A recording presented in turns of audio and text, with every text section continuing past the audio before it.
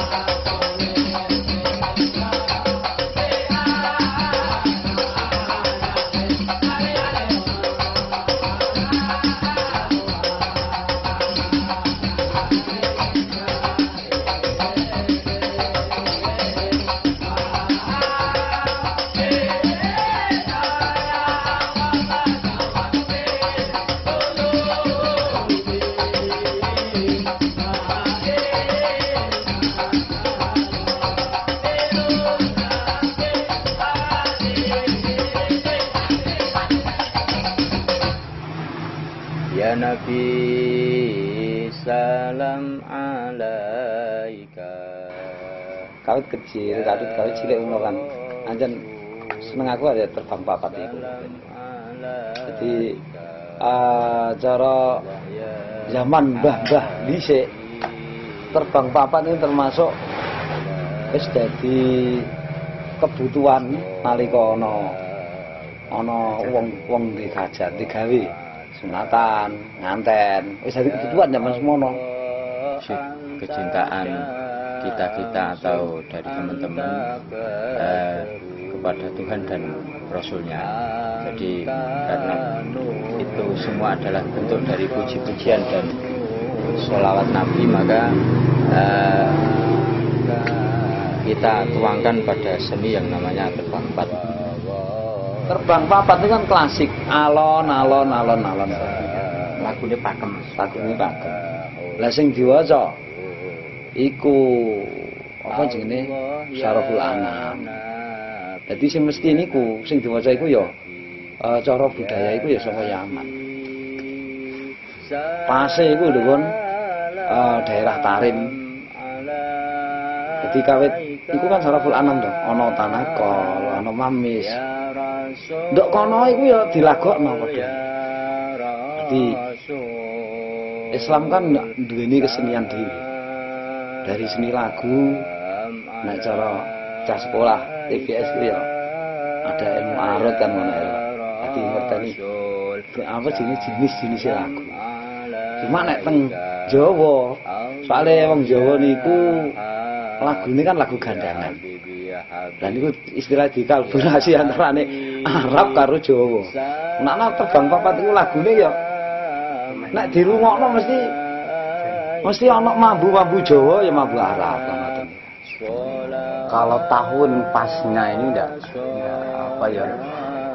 tahu kapan itu. Cuman itu turun temurun dari simbah, dari kakek buyut sudah ada. Bapak saya, bapaknya bapak saya, bapaknya simbah saya sudah ada terbang papat. Dan terbang papat itu kan ciri khas memang milik warisan budaya Bugis. Untuk yang pertama kali ke sini sudah kurang begitu paham.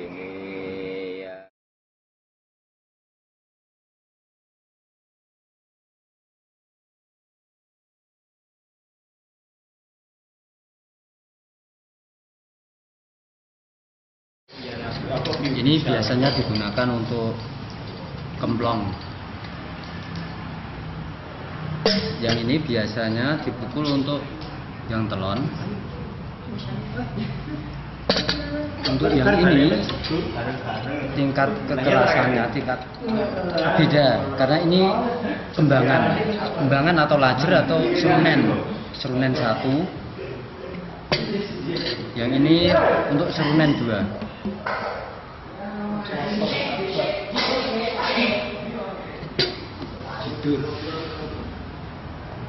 Nah ini latihan sholat dulu, lalu sudah bisa nanti pindah yang lainnya. Ya, oke, ayo. Terbang papat temu terbangnya papat tidur siji. Nah niku pun dados anu rek. Pun dados napa istilahipun nggih warisane tiyang sepuh riyen nggih. Ngoten niku dibohi terbang setunggal meleh nggih anu. Nabohe piyambake niku ndung terus naboh sing pripun mboten saged. Terbang sekawan niku pun pas. Dadi umpamane ditambahi niku ya terus sing siji akhirnya dumpo itu ya bareng karo kancane.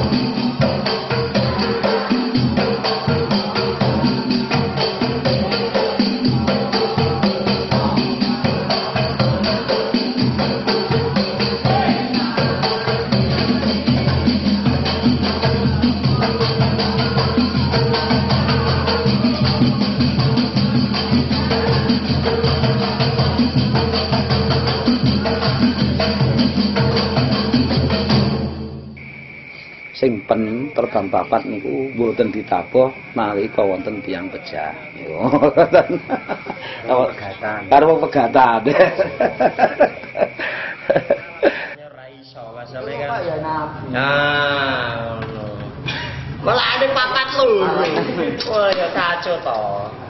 Lah aku ngene rek. Wah, iki malah ada ta yo. Fajat. Nah, ngene sing apa Im? Salahane kuwi iki tok, ngisor ki lho. Pokoke intine ra, pokoke ini ya sing dhuwur ora usah. Maksud ta? Pokoke dhuwur ora usah iki salahane. Pokoke pindho iki salahane. Loro lah padha ngisor ae, oke? Masih jare papat. Telon iki sepapat ya. Karena yang namanya terbang 4 itu unik. Seseorang bisa terbang 4 kalau tidak bisa sholawatan itu dia akan mundur dengan sendirinya atau jenuh katakanlah. Tapi karena terbang sholawat itu terbang 4 itu harus dituntut bisa sholawat, maka ada orang yang bisa senang sholawatan terus senang terbang 4 itu akan menjadi tahan lama. Kombinasi antara terbang 4 sama sholawatan itu harus ada. Tapi untuk terbang 4 itu vokal sama nabuhnya itu harus jeli, karena antara vokal dan nabuhnya kok apa namanya itu ketelingsut atau istilahnya ngerubyuk itu ya akan bubar.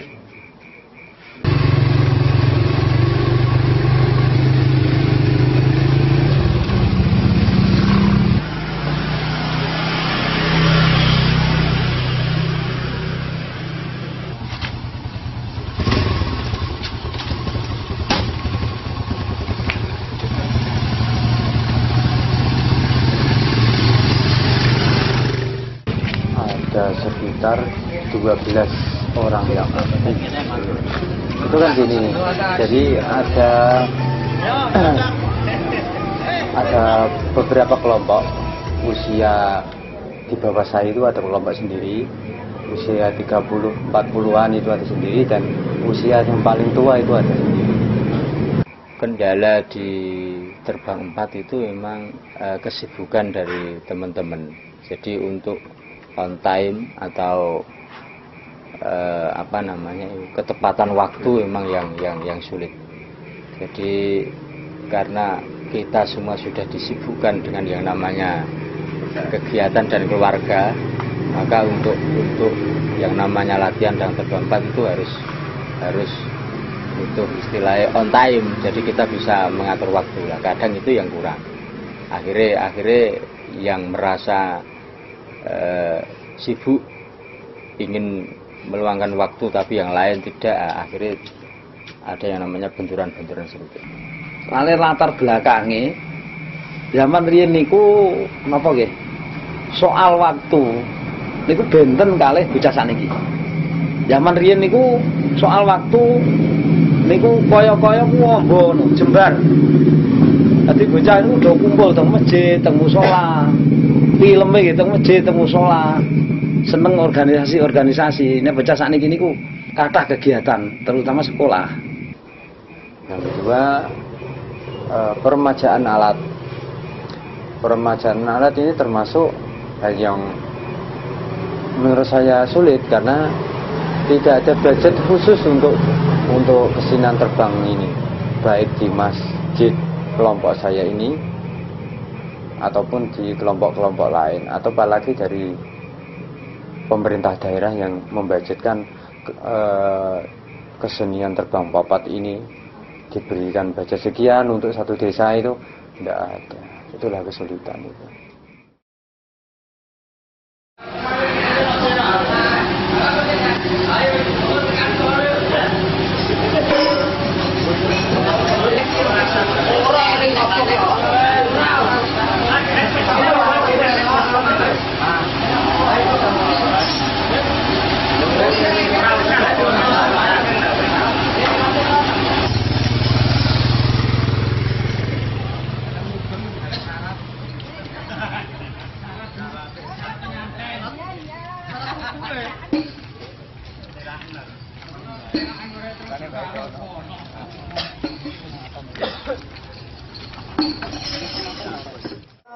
Saya sangat bangga sekali sampai sekarang terbang papat masih eksis, masih tradisi ini dilanjutkan oleh generasi penerus, dan bahkan saya lebih bangga lagi akhir-akhir ini bisa mengkader anak-anak yang usianya masih sangat remaja sekali, karena ini memang istilahnya jimatnya kita selaku orang Islam, khususnya yang punya ideologi Nahdlatul Ulama atau Nahdien, dan ini budaya yang sudah turun-temurun mulai zaman kewalian sampai sekarang.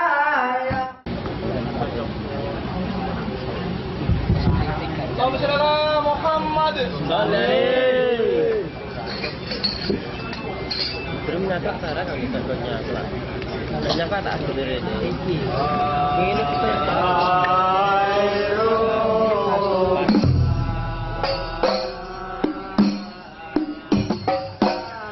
perbedaan mencolok itu yang pertama lirik lagu sama khas tabuannya. Jadi untuk di khususnya di Al-Ma'mur yang Jepang itu intonasi tabuannya itu semakin lama semakin cepet ya. Terus ada kelimak cepatnya itu ada. Terus di lirik lagunya itu agak tegas. Kalau dalam bahasa saya itu agak tegas, tidak kemayu. Dalam bahasa saya itu Jengkoknya maksudnya. Jengkoknya lirik lagu. Musik lagunya gitu, cengkok-cengkoknya itu. Kalau teknik pemukulan hampir sama. Walaupun apa yang dilafalkan itu sama. Oh, lagunya sama? Lagunya sama, cuman seperti cengkok-cengkoknya ini sedikit berbeda. Dan itu keunikannya mungkin ya? Jadi banyak. Dan yang menjadi perbedaan antara lain juga, kalau melatih ya, bisa melatih ke arah sana itu bassnya agak lembut. Kalau mulai di kampung saya ini ke timur ini agak keras, aliran bisa disebut aliran agak keras gitu.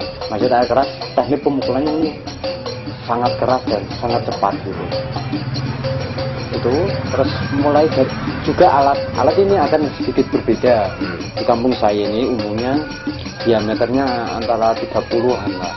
Diameter terbang itu 30. Tapi kalau di Kudus Kulon itu lebih besar, lebih 40. Perbandingan di periode saya itu misalnya anak 20, Sekarang itu kurang dari 10 perbandingan, jadi lebih sedikit. Paling sekarang ini yang misalnya seneng ya orang-orang yang memang seusia saya atau di atas saya yang masih punya keinginan untuk pelatihan, tabuhan dan bernyanyi bersama, itu mungkin yang masih eksis. Tapi untuk yang latihan di bawahnya itu masih minim. Tesih kirang. Jadi kados napa jenenge sing terutama sing senior niku pancen kedah mikirake generasi yang akan datang. Kados Pak Trimo, Pak Ridwan niki kudune mikirno. Sebab bocah sakniki niku jarang terlintas teng pikirane niku. Terus kepengen terbang ngoten, terbangan iki jarang. Sakniki kathah kesenian yang modern.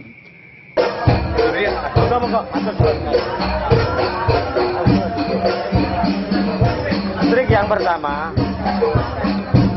mau tidak mau menanamkan anak mengenalkan agama. Itu kunci.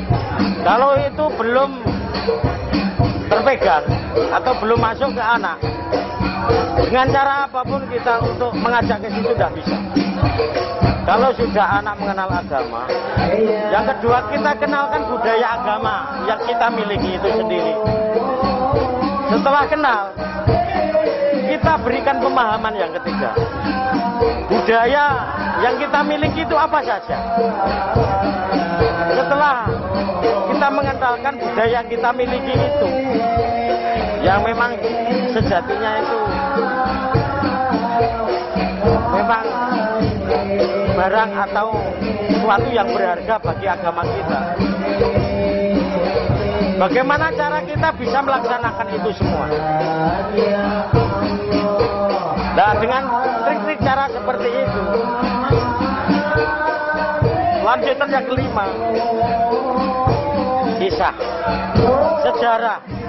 Dengan adanya budaya ini, kisahnya kayak gini.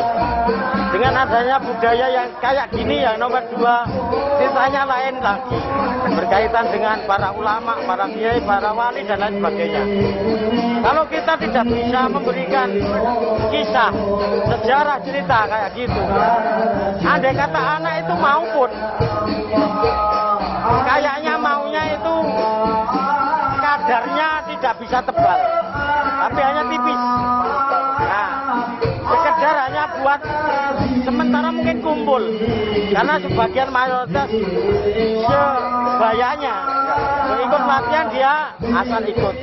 Tapi kalau sudah tertanam seperti itu, akhirnya dia dengan sendirinya sadar, ikhlas untuk menjiwai itu dan kepingin menekuni itu dengan maksud dan tujuan supaya budaya yang memang sudah turun menurun dari nenek moyang kita itu bisa kami pegang terus menerus. Dan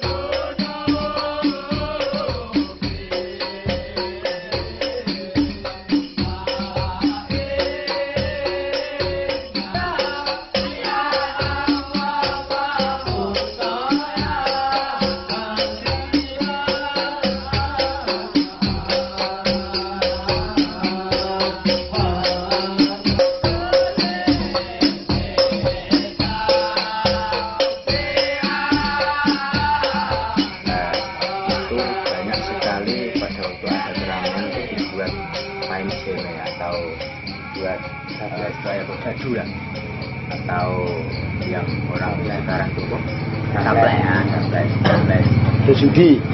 Terus ada niatan untuk memerangi hal seperti itu.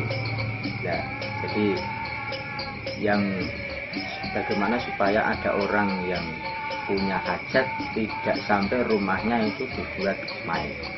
Nah, maka dari tim-tim terbang wafat itu punya istilah ambisi lah. Jadi sedikit banyak meningkatkan keinginan untuk berlatih dan harus sampai kalah. Sampai mereka pulang kita belum pulang. Nah, gitu. Jadi ada nilai positif untuk memerangi amar ma'ruf nahi mungkar itu tadi. Rata-rata pecah niku nek kok derek kumpulan terbang. Rata-rata niku piyambake napa nggih? Cara akhlake niku dengan sendirinya saged terbina. Asalkan tenggen napa menika komunitas terbang niku wonten tiyang ingkang napa iso damel saged damel mboten liar ngoten lho. Nggih. Sak teng mriku istilahe cara ana gurune.